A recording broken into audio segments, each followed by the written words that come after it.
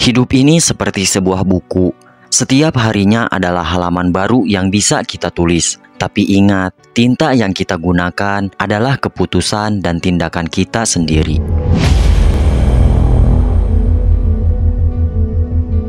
Hidup ini penuh dengan pilihan. Kadang kita berdiri di persimpangan yang membingungkan, di mana setiap langkah terasa berat. Tapi ingatlah, setiap orang memiliki kekuatan untuk memilih bagaimana mereka menjalani hidup ini. Hari ini, mari kita renungkan bersama kata-kata yang akan menguatkan hati, menenangkan jiwa, dan membangkitkan semangat untuk terus maju apapun tantangannya. Hidup ini seperti sebuah buku. Setiap harinya adalah halaman baru yang bisa kita tulis. Tapi ingat, tinta yang kita gunakan adalah keputusan dan tindakan kita sendiri. Jangan biarkan orang lain menulis cerita hidupmu. Jadilah penulis dan pemimpin dalam ceritamu sendiri.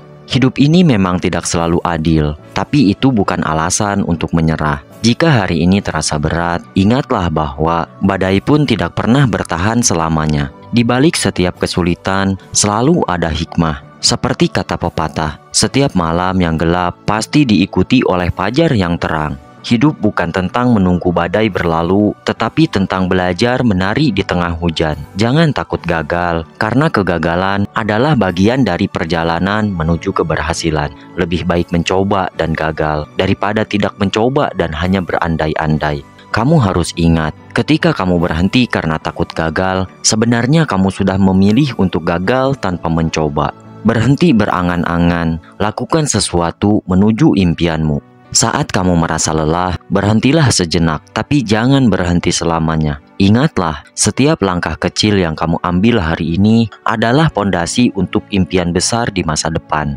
Ketika kamu menghadapi kritikan atau penolakan, jangan biarkan itu menghentikan dirimu. Seperti kata bijak, orang yang tidak pernah salah adalah orang yang tidak pernah mencoba. Jadikan setiap kritik sebagai bahan bakar untuk terus melangkah maju. Ingatlah bahwa hidup adalah tentang bersyukur. Ketika kita bersyukur untuk hal-hal yang kecil, kita membuka pintu bagi hal-hal besar untuk masuk.